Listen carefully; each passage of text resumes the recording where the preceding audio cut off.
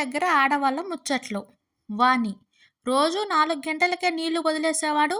ఈరోజు ఏంటి ఇంత లేట్ అయింది? రమ. ఎండాకాలం కదే. గాలి లేదు, ధూళి లేదు. తెల్లవారుజామున పడుకుని ఉంటాడు. ఇంకా నిద్ర లేచాడో లేదో? వాణి. అవునే, పక్కింటి సరోజ లేచిపోయిందంట. రమ. అవునే, నిజమే. నీకు తెలీదా? మీ పక్కింటి అప్పారావుతోనే. వాణి. వాడు ఏమీ ఎరగనట్టు ఉంటాడు. వాళ్ళమ్మో, గుండెలు తీసిన బంటులాగే ఉన్నాడే. ఎంతో మంచివాడనుకున్నాను నేను.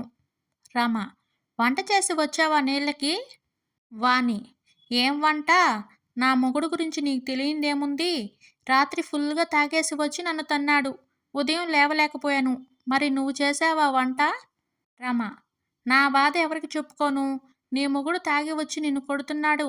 అదే నా మొగుడు తాగడానికి డబ్బులు ఇవ్వకపోతే కొడుతున్నాడు. ఈ మగోళ్ళకేం పని ఉంది?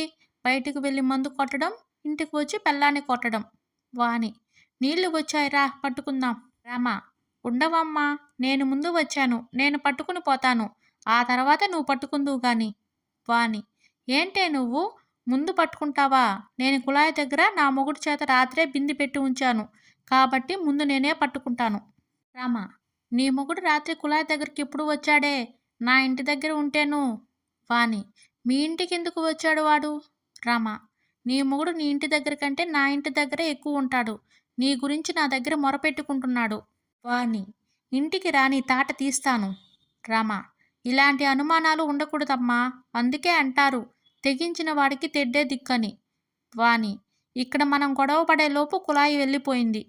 రమ. ప్రెసిడెంట్, ఓ ప్రెసిడెంట్, నీళ్ళు ఇలా తొందరగా కట్టేస్తే మేము నీళ్ళు ఎక్కడ పట్టుకోవాలి? ప్రెసిడెంట్. నీళ్లు పట్టుకోవడానికి వచ్చిన వాళ్ళు నీళ్లు పట్టుకుని వెళ్ళిపోక ఊర్లో విషయాలు, మీ బాధలు, మీ కష్టాలన్నీ ఇక్కడే చెప్పుకుంటే నీళ్లు వెళ్ళిపోక ఉంటాయా ఏంటి? రమ. ఇలా మా మీద అరవకపోతే ఇంటింటికి ఒక ట్యాప్ పెట్టొచ్చు కదా. ఎవరింటి దగ్గర వాళ్ళే పట్టుకుంటారు నీళ్లు. ప్రెసిడెంట్. నువ్వేం మాట్లాడుతున్నావో నీకు అర్థమవుతుందా? నీళ్లు పట్టుకోకుండా మాట్లాడుకొని తీరా నన్ను అంటారేంటి? రమ. ఈ ప్రెసిడెంట్తో మనకేంటి రావాని? ఆ పక్క వీధిలోనికి వెళ్ళి నీళ్లు తెచ్చుకుందాం. ప్రెసిడెంట్. ఓర్ నాయనో, మీరు ఆడవాళ్ళు కాదమ్మా, ఆటం బాంబులు.